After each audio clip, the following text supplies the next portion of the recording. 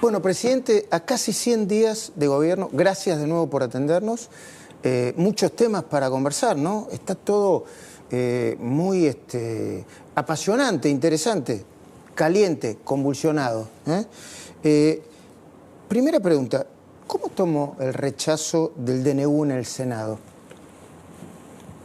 Lo tomé como algo que estaba contemplado dentro de los resultados posibles. Nosotros sabíamos que esto era altamente probable que pase. Nosotros tenemos 7 senadores. Por lo tanto, era un resultado esperable que nos pase algo así. Pero a pesar de eso hay un aspecto muy positivo. Conseguimos 25 votos. Es decir, que se logró hacer un trabajo para sumar voluntades que se alineen con las ideas de un cambio hacia las ideas de la libertad. Y bueno, y después de los orcos no puede uno esperar más que tengan actitudes tipo de orcos. Y bueno, y después están otros que evidentemente prefieren defender sus privilegios de casta sobre los intereses de los argentinos.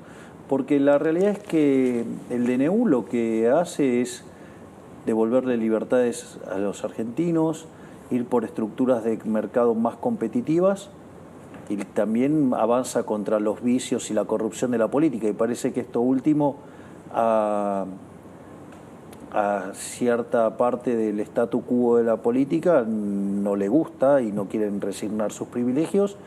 Y yo creo que ha sido una discusión muy positiva, ha demostrado que hemos tenido capacidad de aglutinar voluntades porque hubo 25 votos positivos y además el DNU sigue vigente y ahora habrá que ir a defenderlo en la Cámara de Diputados. Y bueno, y si aún así se cae, bueno, volveremos a la carga con otros DNU, con otro formato y hasta que las reformas tomen lugar, porque en el fondo esto es para los argentinos y tarde o temprano la política va a tener que entender que se acabó esta política de los privilegios y que nosotros vinimos para terminar con 100 años de decadencia y lo vamos a hacer, porque acá lo importante es cuando uno tiene un norte va a avanzar siempre hacia ese lugar. Entonces nuestro norte es avanzar en términos de libertad económica. Si uno contempla el impacto conjunto del DNU más la ley de bases en su formato original, Argentina, de haber pasado esos dos instrumentos, hubiera escalado 90 puestos en libertad económica, es decir, nos pareceríamos a Alemania, y eso implicaría que, es más, dadas las características de la economía argentina, podríamos lograrlo en 20 años. O sea, imagínense, digamos, parecernos a Alemania en 20 años. Pero bueno, la casta no está dispuesta a resignar a sus privilegios, pero nosotros tampoco estamos dispuestos a bajar los brazos y vamos a seguir peleando. Y le digo más, nuestro modelo no es Alemania, nuestro modelo es Suiza, Irlanda, es decir, los países de mayor libertad económica, con lo cual estas son solamente las primeras 1000 reformas con las cuales vamos a volver a la carga y cuando terminemos con esta todavía tenemos 3000 esperando. Así es que nosotros no vamos a bajar los brazos. A nosotros nos votaron para no solo para terminar con la inflación y terminar con la inseguridad, sino además para devolverle libertad a los argentinos para que vuelvan a tener bienestar. Y no vamos a bajar los brazos bajo ningún punto de vista. El presidente tiró muchos conceptos. Uno es los orcos. ¿Quiénes son los orcos? ¿Tienen nombre y apellido? Sí, claro, sí. Son los populistas, son los kirchneristas. La novedad sería Lustó, ¿no? Que no estaba embanderado en el kirchnerismo. Bueno, en realidad Lustó es un camaleón y se va acomodando en función de cómo puede conseguir cargos o conseguir alguna ventaja. Con lo cual de Lustó a mí no me sorprende nada.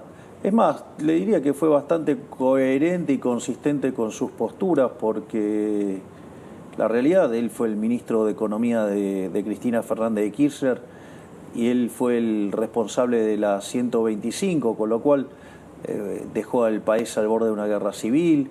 Él fue presidente del Banco Provincia, en el cual hizo un verdadero desastre. Eso se lo puede contar el ministro Guillermo Francos, que fue quien tuvo que hacerse cargo del banco después de la desastrosa gestión de este muchacho, o el desastre que hizo como ministro de la producción. Es decir, todo lo que tocó lo rompió.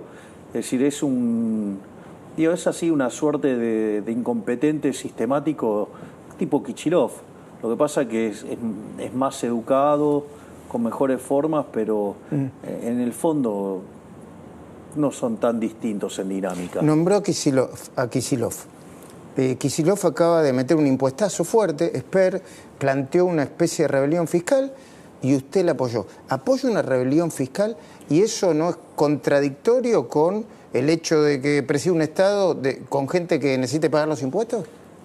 Pero, a ver, yo estoy totalmente de acuerdo con lo que planteó Esper. ¿Por qué? Porque Esper, primero, un par de cosas. El gobernador de la provincia de Buenos Aires, el señor Kichilov, en su discurso que nos mandó a leer a Alberti, no a Alberti, pero supongamos que fue un error, digamos... Tipográfico, una letra. Que puede pasar. Dijo que el punto 1 del Pacto de Mayo no tenía sentido porque la propiedad privada está consagrada en la Constitución Nacional. Bueno, entonces que sepa que la violó, porque el avance, digamos, el avance vía impositivo es una expropiación. Es decir, hoy la verdad es que aquellos que tienen propiedades en la provincia de Buenos Aires en realidad no son propietarios. El propietario definitivamente es el Estado y así arbitrariamente decide cuánto uno se puede llevar, ¿no? Usted lo que dice que no es lo mismo cobrarle 300% del impuesto inmobiliario a un ciudadano de la provincia de Buenos Aires que reponer el impuesto a las ganancias, que es otro tipo, o a los altos ingresos, que es otro tipo de impuesto que incluso recomienda el fondo en todo el mundo. Sí, igual yo tengo un tema con los impuestos. Es decir, recuérdese que yo filosóficamente soy anarcocapitalista. Pero Esper tiene un muy buen punto. José Luis es un liberal clásico y lo que dice es, primero, que esta presión es desorbitante, es expropiatoria, ese es un punto fuerte al respecto. Y el otro punto es, no tiene contrapartida de bienes públicos. Entonces... ¿Cómo es eso? Claro, o sea, la economía define alguna determinada cantidad de bienes que debe proveer el Estado porque, acorde a la teoría neoclásica, yo no adhiero a esa parte de la teoría, hay fallos de mercado. Entonces, bienes públicos, externalidades, fallos de coordinación, información asimétrica, bueno, distintos fallos o estructuras concentradas. Y eso justificaría algunos impuestos. Exactamente. Entonces esas intervenciones tienen que ser financiadas y se financian con el Estado. O sea, que eso es el paradigma neoclásico, por decirlo de alguna manera. Entonces, la pregunta es, bueno, ¿qué bienes públicos me está dando a cambio? La realidad es que no nos da nada. Porque la verdad que en términos de seguridad la provincia es un baño de sangre, en términos de educación los rendimientos de los alumnos son verdaderamente paupérrimos, en términos de salud ya vimos lo que fue la farsa del Estado presente durante la pandemia, donde si hubiéramos hecho las cosas como un país mediocre hubiéramos tenido 30.000 muertos y tuvimos 130.000. Por lo tanto, la verdad es que aun cuando uno tuviera una visión menos negativa sobre el Estado y lo interpretara como un seguro en un mundo de mercados incompletos, digo que uno podría hacer esa interpretación, la realidad es que uno paga por ese seguro, pero cuando llega el momento del siniestro siempre falla. ¿Y por eso usted banca la idea de Esper? Absolutamente, porque el default de la provincia de Buenos Aires es el más grosero o uno de los más groseros dentro del caso argentino. A ver, usted lo que dice es que si una sola persona no paga los impuestos podría ser sancionada. Si hay una rebelión fiscal masiva... Eso es más complicado. Entonces, el argumento de Esper es, digamos, el poder de policía del Estado, digamos, queda bastante condicionado. Y la realidad es que está habiendo una expropiación feroz. Bueno, esto ya pasó antes, ¿no? ¿Con qué? Con la resolución 125 de Martín Lustó. Qué casualidad, ¿no le dije que eran parecidos? Mire si lo son. Es decir, y de hecho, muchas de las grandes rebeliones y situaciones más complicadas en la historia de la humanidad tienen que ver con ¿qué? Con rebeliones fiscales. De vuelta, no por nada nosotros uno de los puntos que planteamos en el Pacto de Mayo es ir a un tamaño del Estado de 25 puntos del PBI. Pacto de Mayo, ley ómnibus, derogación, caída en el Senado del DNU. Hay como dos versiones. Una dice, damos por caído también el DNU en diputados. Y otra dice, no vamos por caído en diputados. Vamos a, si se cae en diputados, dividir en DNU en varios paquetes de leyes. ¿Qué sigue, presidente? Todo el mundo se lo está preguntando. Bueno, de vuelta. No creemos que todavía esté caído el DNU en diputados. Y además está claro que si se cae, los que hagan caer el DNU van a llevar la misma suerte de los nombres rojos y sus caritas de lo que pasó en el Senado, ¿no? ¿Un escrache? No es un escrache. Si vos tuvieras que tomar una decisión sobre votar, te haces cargo de la decisión. Sí. Y las decisiones son públicas, ¿no? Porque somos funcionarios públicos, somos servidores públicos. Los votos, los votos en la bancada. Claro, entonces digo a la gente que sepa quiénes son los enemigos de la sociedad, quiénes son los que están a favor de los privilegios y quiénes están a favor de la libertad. Por lo tanto, digamos, o sea, que se hagan cargo de lo que votan. Nosotros sí los vamos a exponer, pero Luis, esto no es nuevo. Si revisás notas pasadas nuestras, yo te lo dije. Es decir, nosotros sabíamos que nos iban a hacer la vida imposible. Nosotros estamos tratando de cambiar un sistema que generó 100 años de decadencia. Digo, el sistema se va a resistir, no es que va a aceptarlo amigablemente. Nosotros ya lo sabíamos esto. Yo digo, te propongo que revisemos notas que nosotros hemos hecho antes de esto y, que dicho sea de paso, digo, aquellos que se quejan porque te doy notas, antes también te daba la mayor cantidad de notas a vos. Así es que, digo, para que tomen nota. Y así que digo... ¿Y eso por qué sería? Porque soy muy insistente. No, porque es un mérito tuyo. O sea, digo, y a veces te toca ser más incisivo y a veces menos, pero nosotros hasta hemos tenido fuertes discusiones al aire y fuera del aire. Y las seguiremos teniendo. No, obvio. Pero, perdón que hice ese desvío, pero digo, creo que hubo gente injusta. Está bien. Vamos a establecer una parte de la entrevista de cosas, ya que hablamos de indecisivos, sobre las que se dicen sobre usted, negativas, por ejemplo. ¿Qué le diría, presidente, a quienes dicen que usted planteó un ajuste para la casta y el ajuste lo está teniendo más la gente que la casta? ¿Qué les diría? Eso es falso. Y lo puedo hacer desde distintos argumentos. Murray Newton Rothbard, el inventor del anarcocapitalismo, él señala que no le importa el tipo de impuestos que le cobren. En el fondo le importa, digamos, la cantidad de impuestos que le cobran. O sea, el nombre que le ponga le da lo mismo. Porque hay toda una discusión, los neoclásicos, si es eficiente, digamos. Toda una discusión absolutamente estéril. Pero al margen de eso... ¿Por qué no lo pagaría la gente? Lo que cuenta es el tamaño, en el fondo lo que cuenta es entonces el tamaño del Estado. Si yo le estoy contando que nosotros hicimos un ajuste, digamos, donde el gasto público cayó en términos reales en el primer trimestre 38%, quiere decir que le estamos devolviendo plata a la gente. Primer punto. Porque estamos que al fin de la película se le devuelve plata. Le estamos devolviendo plata a la gente. Más, ahora le voy a dar... Porque va a pagar menos impuestos. Exacto, ahora le voy a dar otro argumento más. Nosotros heredamos déficit gemelos por 17 puntos del PBI, o sea, algo verdaderamente escalofriante, ¿no? De hecho, teníamos todos los elementos como para tener la peor crisis de la historia, teníamos el desequilibrio monetario peor que en el Rodrigazo, la quiebra del Banco Central peor que en la previa de la hiper Alfonsín, indicadores sociales peor que en el 2001. Y la inflación yendo a una velocidad de hiper. Exactamente. Dicho todo esto,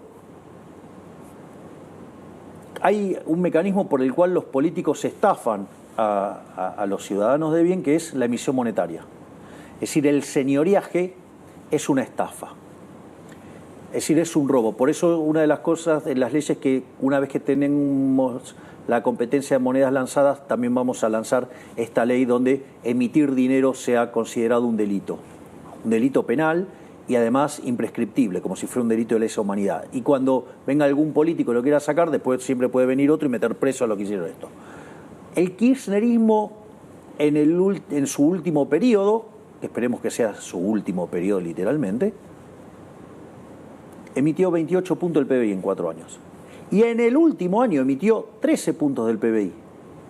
Nosotros le estamos devolviendo a los argentinos 13 puntos por el equivalente del señoriaje, que a la postre es el impuesto inflacionario. Por lo tanto, lo que de última, digamos, estamos sustituyendo el tipo de ajuste. A ver, nosotros de esos 15 puntos de déficit fiscal que recibimos, una de las cosas que teníamos era 5 en el Tesoro y 10 en el Banco Central.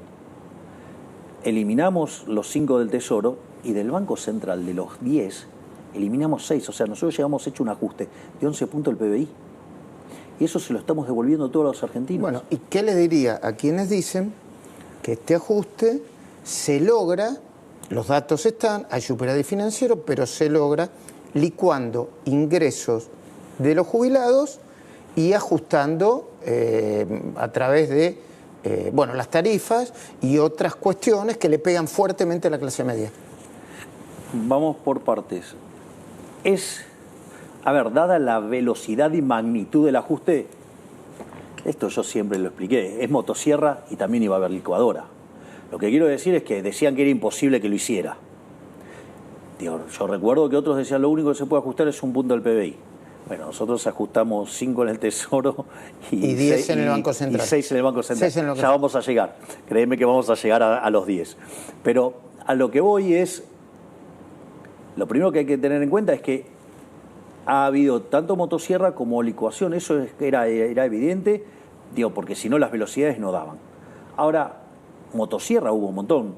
Echamos 50.000 empleados públicos, bajamos 10.000 contratos, dimos de baja 200.000 programas sociales mal asignados, hemos frisado los sueldos de los altos cargos.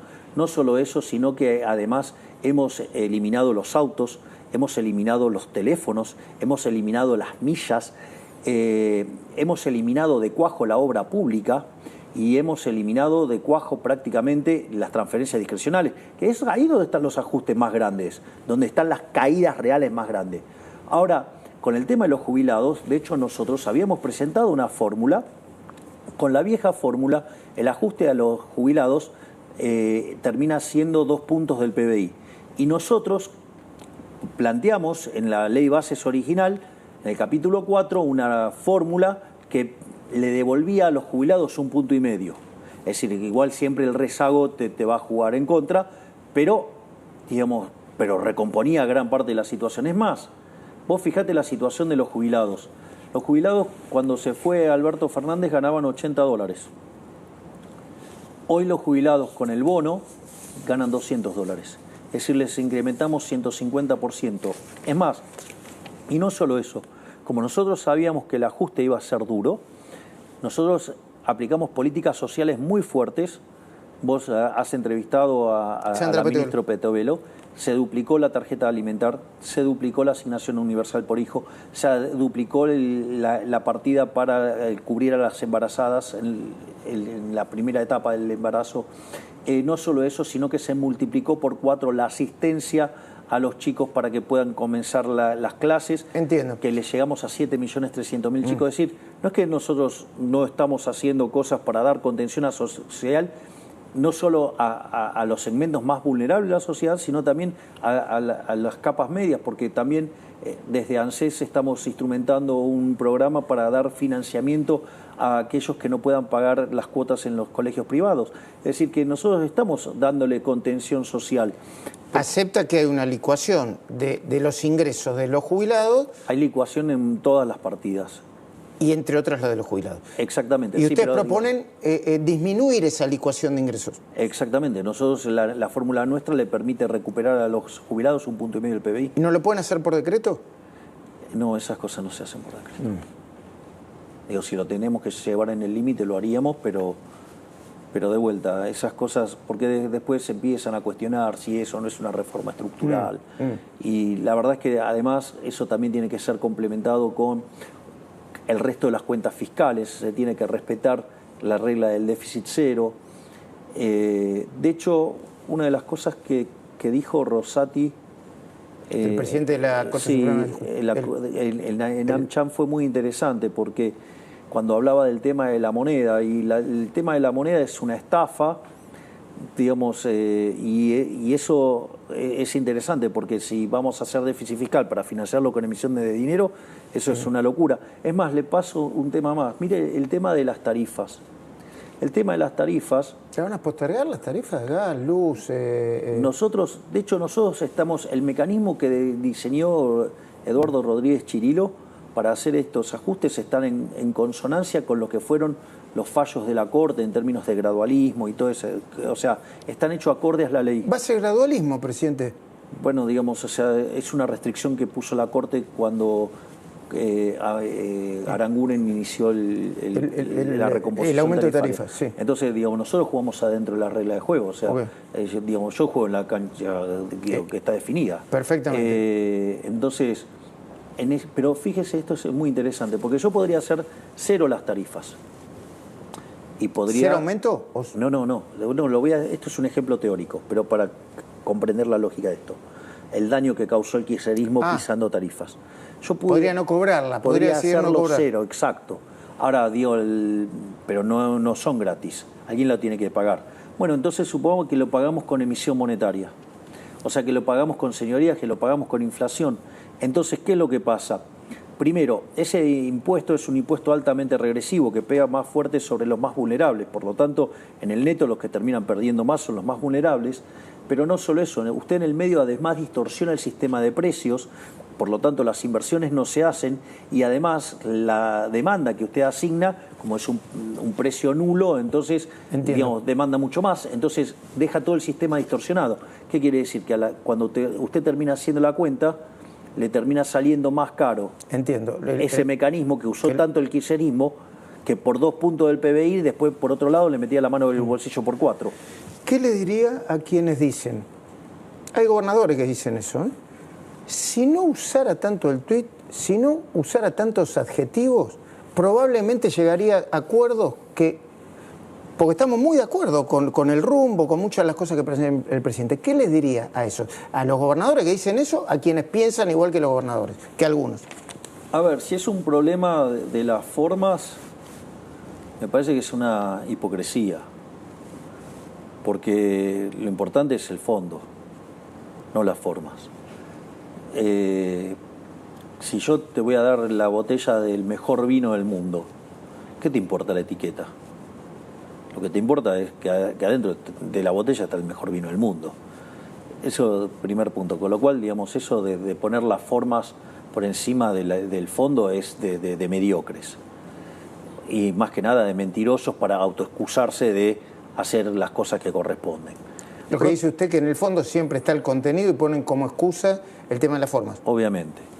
Ese es el primer punto. El segundo punto es que les molesta que use el Twitter. Les molesta que use el Twitter por una cuestión, esto lo definió muy bien Alejandro Fantino respecto al voto de Lustó, ¿no? Digo, una cuestión de envidia. Es una cuestión de envidia, lisa y llanamente. Es decir, el tipo quiere tener lo que yo tengo, como él no lo puede tener porque es un fracasado que perdió todas las elecciones que participó, entonces quiere que yo no lo tenga. O sea, básicamente, bueno, esto es igual. El Twitter tiene algo maravilloso, las redes sociales tienen algo maravilloso, y es que usted tiene comunicación directa con la gente. Yo no necesito ningún intermediario para comunicarme con la gente. Le hago un ejemplo.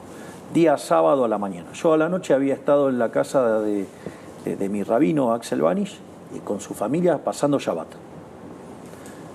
Llegué, me fui a dormir, me levanto a las 6 y algo de la mañana. Digo, yo me levanto cuando sale el sol. Entonces me subí al carrito que tengo ahí en la quinta. No, el carrito, sí, es sí, el carrito de golf. Sí. Y me fui hasta la casa de mis hijitos y me puse a jugar con ellos. ¿De los perros? Sí, mis hijitos de 4 patas. Sí. Y después de eso, nada, tenía que desayunar. Entonces me puse a desayunar y me puse con el Twitter. Y una de las cosas divertidas que pasó es que también quiero aprovechar, digamos, por más que estemos un día después, a saludar al doctor Carlos Salvador Vilardo, que cumplió ayer 86 años, justo, digamos, el año del Mundial, ¿no? Y digo, yo como bilardista fanático, imagínense que no podía dejar de mencionar y ponderar el cumpleaños del doctor.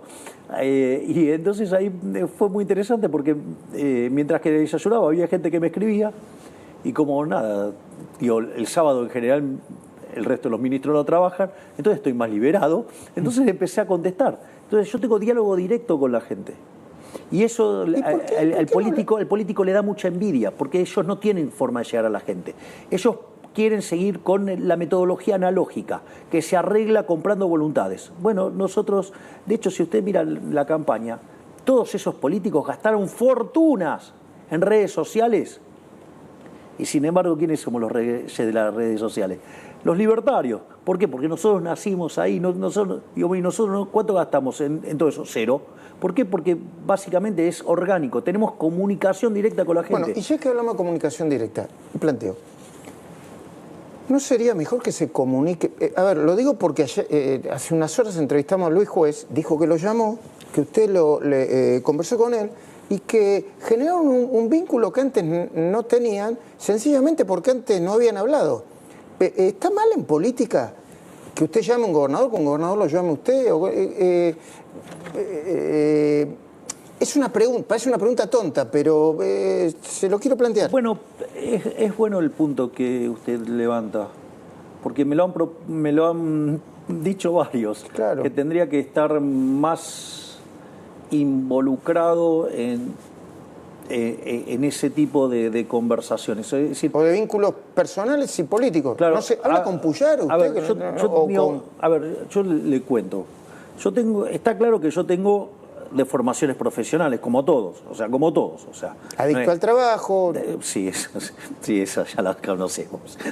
Esa además trae problemas, digamos, el nivel de adicción al trabajo. Pero al margen de eso, lo que quiero decir es lo siguiente. Entonces, yo estoy naturalmente involucrado con la economía muy fuertemente, entonces interactúo muchísimo con Luis Toto Caputo y con Santiago Bausili, interactúo muchísimo, no solo que interactúo muchísimo con Caputo, interactúo muchísimo con la señora Bullrich. O sea, digo, con Bullrich, digo, la comunicación es un constante placer. Y fluida. Exactamente. Y también interactúo mucho con Sandra Petovelo. Digo, pero esto es al margen de que yo sea amigo de la doctora Petovelo. ¿Por qué? Porque hoy mi foco está planteado en términos de la inflación, en términos de la inseguridad y en términos de contención social.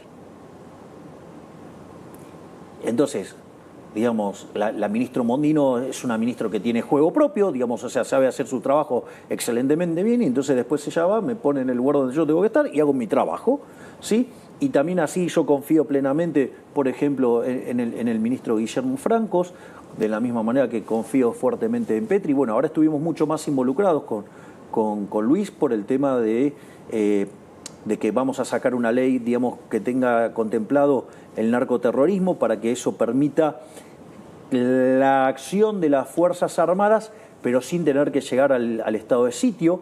O, por ejemplo, el trabajo del doctor Mario Russo, digo, donde, por ejemplo, tuvimos que interactuar mucho con esto del tema del dengue, y que en realidad también es parte de la desidia del kirchnerismo, porque el dengue de hoy es fruto de no haber hecho las cosas bien, no haber hecho una buena campaña hace un año. Entonces, y era un tema así que, digamos, complicado. Pero entonces reconocería que ese punto es algo que tendría que trabajar. Sí, digamos, de hecho me lo han mencionado varios.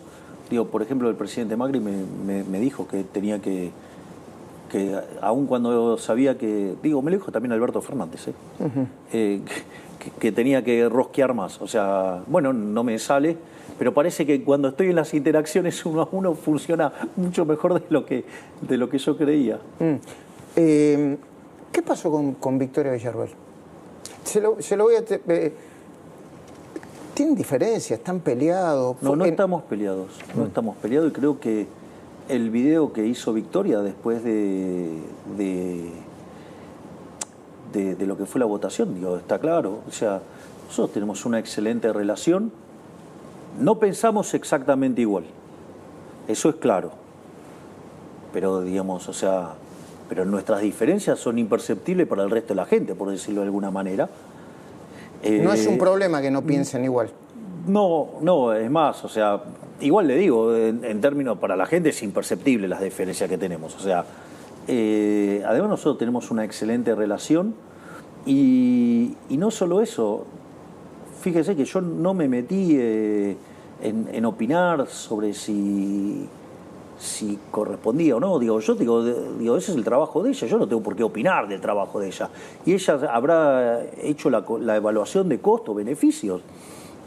Y listo, o sea, ¿quién soy yo para meterme en el trabajo de ella? Por lo tanto, digamos, de hecho, ahora el martes nos volvemos a juntar, que tenemos reunión de gabinete. O sea, yo no veo ningún tipo de problema. Lo que creo es que hubo una interpretación maliciosa del comunicado. De la oficina de prensa del presidente. Exacto. Hubo una interpretación maliciosa, pero yo estoy acostumbrado a ver este tipo de...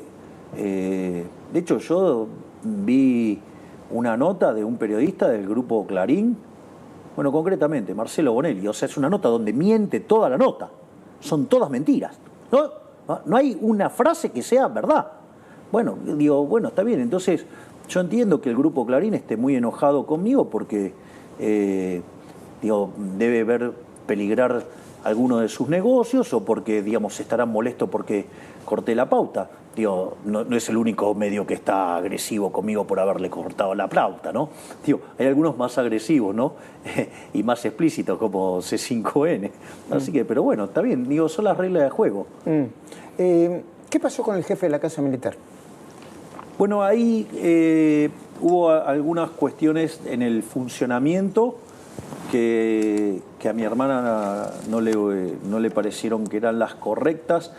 Y entonces se tomó la decisión de hacer un cambio. Ahí mi hermana tiene todos los considerandos por los cuales se hizo ese cambio. O sea, hubo una situación que detonó, hizo un disparador y a partir de ahí se puede saber cuál es la situación o es parte del secreto? No, es parte de los secretos. Muy bien. ¿Cómo se va a volver a discutir la ley Ómnibus? Hay una versión que dice que se va a separar en 6 apartados. No, eso es con los decretos. Ajá. Los decretos lo podemos separar en 7 partes. Los dos DNU. Exacto, el DNU en 7 partes. ¿Y lo van a hacer? Bueno, si no pasa por la Cámara de Diputados, vamos a reinsistir. Nosotros no vamos a bajar los brazos, o sea, nosotros tenemos bien definido dónde queremos ir y nosotros vamos a seguir intentando.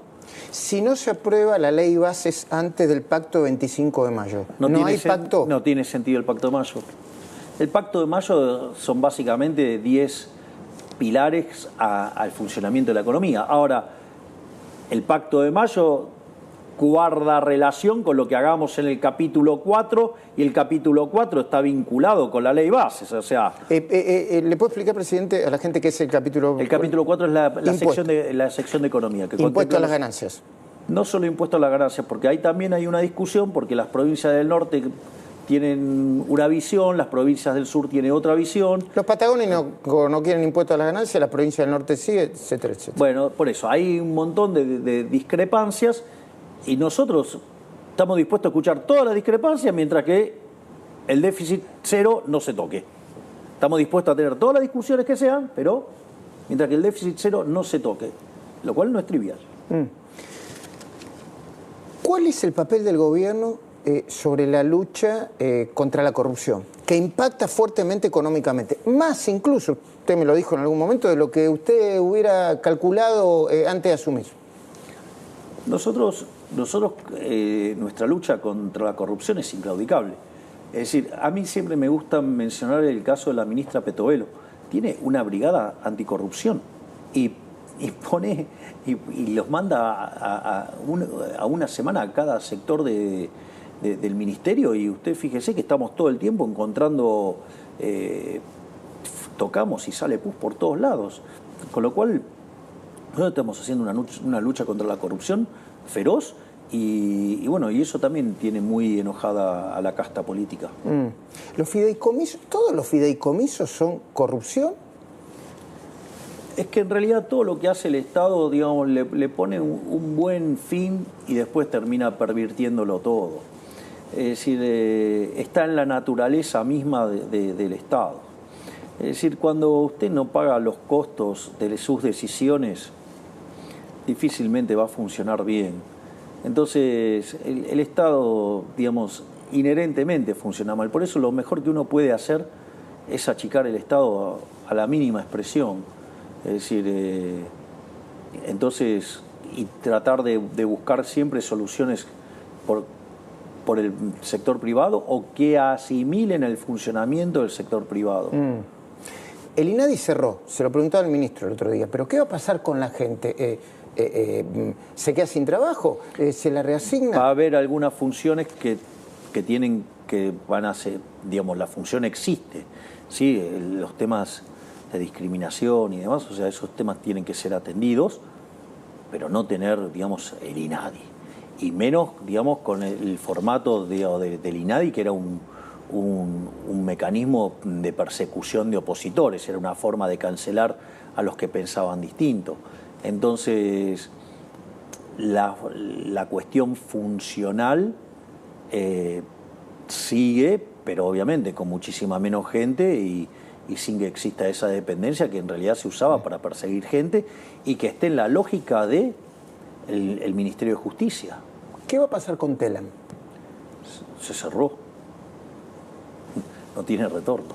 Era un mecanismo de propaganda. Es decir, era un mecanismo de propaganda política. ¿Y cómo sigue las personas que trabajan ahí, la institución, el organismo?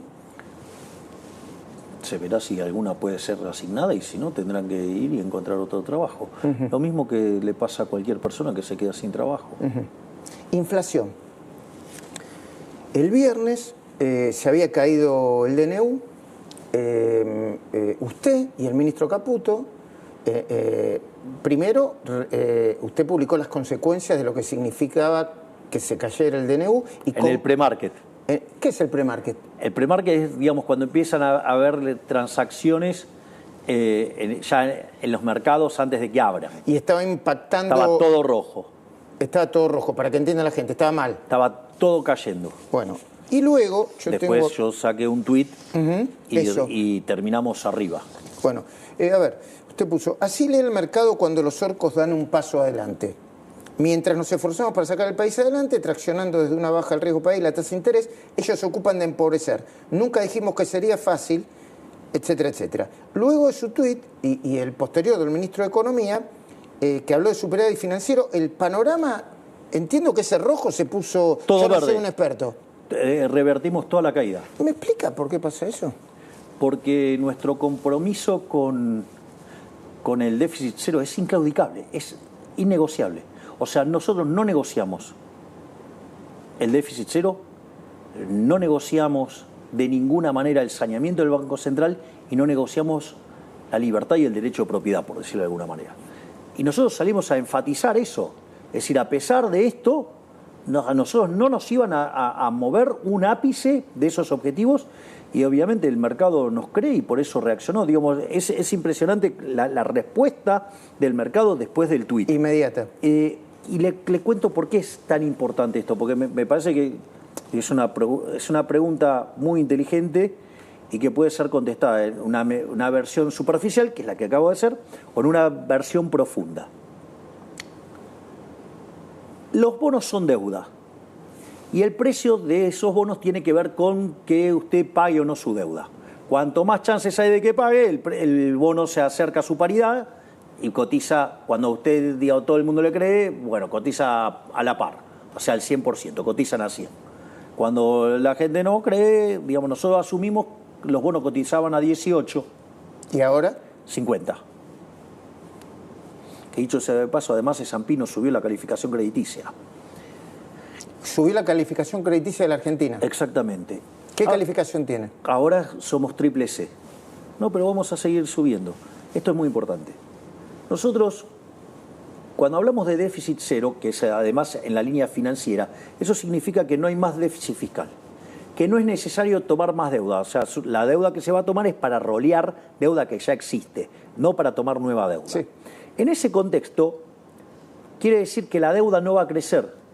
Entonces, la relación deuda-producto es no creciente. Que la deuda-producto sea no creciente significa que usted es solvente, que usted puede pagar. Por eso, cuando nosotros llegamos, el riesgo país era 2.900 y hoy es 1.577 llegó a estar. Bueno. O 1.600, digo, bueno, para hay redondear. una pregunta más profunda, más profunda, para mí, más interesante de lo político. ¿Usted puede gobernar sin que le aprueben una sola ley, ni la ley ómnibus, y aún cuando le volteen los decretos de necesidad de urgencia, Absolutamente. ¿puede gobernar con normalidad y alcanzar los objetivos que se propone? ¿Sí? Absolutamente. Porque nosotros sabíamos que esto puede pasar, que podía pasar, y no nos sorprende que pase. Es decir, la gente se sorprende, nosotros no. Es decir, llama la atención, ¿no?, que todos los DNUs que se han mandado, que se cercenaban libertades, restringieran el derecho... Poco menos de 1.500 desde el 1983 hasta ahora. Digamos, con recortes del derecho de propiedad, recortes de la libertad, pasaron todos. O sea, nosotros queremos darle libertad a la gente, queremos ir a la estructura de mercado más competitiva y terminar con el choreo, ay no. Sobre todo terminar con el choreo parece que es un escollo durísimo. Pero acá lo importante es lo siguiente. Usted lo mencionó, nosotros cuando llegamos estábamos al borde de una hiperinflación. Primera semana de diciembre, precios creciendo a un ritmo del 3.700 anual, segunda semana trepó al 7.500, el mayorista que dio 54%, eso significa que anualizado es 17.000. Nosotros frenamos la emisión de dinero, al frenar la emisión de dinero y pararnos arriba de la caja, eso generó que la inflación de diciembre terminara siendo el 25%, la inflación del mes de enero fue de 20% y la de febrero, que se esperaba que estuviera en 16-17%, terminó en 13,2%. Pero acá hay algo muy importante, Luis.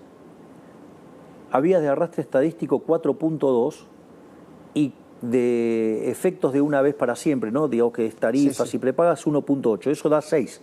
Si nosotros a ese 13,2 le restamos 6, estuvimos en 7,2. Es decir, que nosotros ya estamos entrando en un dígito. ¿Y en marzo? Marzo es un mes muy complicado, muy complicado. Marzo es un mes que tiene un nivel de estacionalidad muy fuerte, pero hay cosas positivas para hacer. Por ejemplo, porque están muchos hablando, no, bueno, pero la primera semana de marzo subió. Bueno, le cuento algo. Todas las primeras semanas de todos los meses las cosas pegan un salto. Entonces lo que habría que hacer es comparar contra la primera semana. Entonces, por ejemplo, la primera semana de enero estuvo debajo de la primera semana de diciembre. La primera semana de febrero estuvo debajo de la primera semana de enero y la primera semana de marzo está debajo de la primera semana de febrero. Es decir, y es más, cuando usted mira el indicador que desarrolló Alberto Cavallo, hijo de Domingo Cavallo, estamos en un dígito. Y cuando toma el trabajo de Colatina, estamos en un dígito. Cuando usted toma el trabajo de Econométrica, o sea, Ramiro Castiñeira, estamos en un dígito. Cuando mira Orlando Ferreres, la núcleo está en un dígito. Es decir, después, bueno, estarán estos efectos que aparecen, los arrastres estadísticos, los efectos de una vez para siempre y todo eso. Y entonces, digamos, con las cuestiones de la estacionalidad, es cierto que se podría ver una merma en el proceso de desaceleración inflacionaria. Pero de vuelta, la cantidad de dinero sigue sin crecer. Nosotros seguimos teniendo la misma cantidad de dinero de cuando asumimos, pero con la diferencia que hoy tenemos 10.500 millones de dólares de reservas. Es más, le paso un dato más que nos empieza a mostrar que la salida del cepo está más cerca. Nosotros le pegamos un martillazo a la tasa de interés, la bajamos 30 puntos. ¿Y el dólar? Y el dólar no se movió. Y en esta semana compramos más de 1.000 millones de dólares. Entonces, parece que la cosa está mucho mejor de lo que nosotros creemos. ¿Necesita 15.000 dólares para salir de cepo? ¿15.000 millones de dólares? Con 15.000 millones de dólares lo abro ahora. Si a mí me dan 15.000 millones de dólares, lo abro ahora. ¿Y de qué depende que le den 15.000 millones de dólares? Bueno, habría que trabajar en un nuevo programa con el fondo. Hay un conjunto de países que mostraron voluntad de cooperar con nosotros para que podamos hacer esa operación, y también sabemos que hay fondos comunes de inversión que estarían dispuestos a financiar esa operación. Y la realidad es que, y si no lo llegamos a conseguir, lo vamos a hacer vía el Banco Central, porque esto también es muy importante, Luis. Si nosotros sabríamos el primer día que llegábamos, o sea, la corrida y la hiperinflación era un dato. Si nosotros lo hacemos hoy, está dividido. Hay economistas que consideran que lo podemos abrir. ¿Por qué? Porque la base monetaria a lo largo del siglo XXI, sacando este último tramo... Un promedio del 20%. 10%. Ah. Y hoy es 2,6%. Entonces uno dice, acá está faltando, acá, digamos, o sea, hay para crecer demanda de dinero, no para que caiga. Es más, cuando miramos el crédito del sector privado no financiero es 4% del PBI, cuando en otras partes de América Latina está arriba del 60%. Y está el tema de los depósitos. Ahora, ¿qué es lo que pasa? Sucede que cuando nosotros tomamos la base monetaria amplia, no es 2,6, es 11. Entonces, yo no tengo certeza de que si abro no me corran. Una corrida. Claro, pero también es cierto, y hay que decirlo, bajamos la tasa a 30 puntos y el dólar no subió, compramos un montón de dólares, porque es una semana récord de compra de dólares, y además están subiendo los depósitos en dólares dentro del sistema. Por lo tanto, los que dicen que se pueden abrir, le diría que van teniendo más crédito. Muy bien. Le hago preguntas rápidas porque estamos llegando al final de la entrevista. Primera, cuando se planteó el tema del escándalo de los seguros, algunos plantearon sacar el Banco Nación Seguro de las privatizaciones o no. ¿Hay algún interés particular en eso? No nuestro. Si fuera por nosotros, privatizamos todo. Es decir, y ahí hay una cuestión de los autoseguros. Nosotros estamos pasando esquemas de autoseguros. Ok. O sea que no haya intermediarios. Exactamente. Ok. Pero si fuera por mí, privatizo todo. Ok. Cada vez que dicen vamos, bajemos los impuestos, que no haya promociones y exenciones especiales, citan el caso de Tierra del Fuego. ¿Qué se va a hacer con eso? Ahí hay un par de puntos que no menores. Uno es que se le ha extendido el régimen. Entonces uno está diciendo que se le extendió por ley hasta 2035. Alberto Fernández mandó la por extensión. Eso mismo. Entonces, la realidad es que, digamos, si queremos respetar los derechos de propiedad, vamos a violentar los derechos de propiedad, es un problema. Ese es el primer punto. El segundo punto, en general, el análisis que se hace sobre lo de Tierra del Fuego es bastante, dicen, no, lo que cuesta el régimen. En realidad, el régimen no es que cuesta explícitamente. En realidad lo que tiene son exenciones impositivas por las cuales no paga impuestos. Entonces, si usted me pregunta, para mí el problema no es los impuestos que no paga Tierra del Fuego. Sino las exenciones impositivas. No, son los impuestos que paga el continente. El problema no es que no pague Tierra del Fuego. Para mí el problema es todo lo que pagamos en el continente. Lo que habría que hacer es bajar el gasto público, que es lo que nosotros proponemos, ir a niveles de gasto público previo al kirchnerato, sí, al régimen kirchnerista, y básicamente poder bajar los impuestos. ¿Por qué insiste tanto con la idea de las sociedades anónimas deportivas? A mí me parece que, primero porque es inversión rápida. Es decir, nosotros tenemos un potencial enorme y eso sería una inversión rápida, muy fuerte, y además permite ver cómo funciona la sociedad libre frente al caso colectivista, ¿no? Es decir, básicamente hay una estructura societaria hoy en los clubes arraigada en un formato precámbrico, colectivista, que romantiza la pobreza, y a mí me parece que ahí hay unos cuantos vivos que se sirven de eso. Exactamente, y yo creo que es muy interesante que nosotros podamos incluir competencia, porque aparte es interesante, porque yo no estoy diciendo que dejen de existir las sociedades que existen ahora. Lo que digo es que dejen la posibilidad que exista otro formato societario. Ahora, ¿cuál es el tema? Lo que van a descubrir es que estos que son los románticos de la pobreza, pero con la ajena, ¿no? Porque después se las embolsan ellos. ¿Quiénes son? ¿Tienen nombre y apellido? Debería estudiar más el caso para poderle dar así nombres concretos. Sí. Bueno, pero está claro que ciertos desmanejos, como por ejemplo ocurren en determinados clubes, no podrían pasar, ¿no? Es decir, por ejemplo, aquí hay un club, vio que tiene una publicidad con no sé, determinados productos, y después esos productos aparecen a la venta. No sé cuál es ignoro. ¿Cuál es? No, es un caso que a usted le tiene que dar mucha alegría. No. Y sí, Boca, claro. Boca, claro. A usted le trae mucha alegría porque la mala gestión de Riquelme, digamos, lo está llenando de alegrías a River. De hecho, yo fui a votar en favor del nosotros del en candidato de broma Macri. decimos queremos que sea eterno, sí, Riquelme. Claro, el hincha de River quiere que sea eterno Riquelme. Rosario y narcotráfico. Bueno, ahí nosotros estamos tomando una acción decidida, fuerte, una de las cosas que hicimos, bueno, primero el operativo Bandera, que se desarmaron, hubo 57 operativos exitosos contra la droga.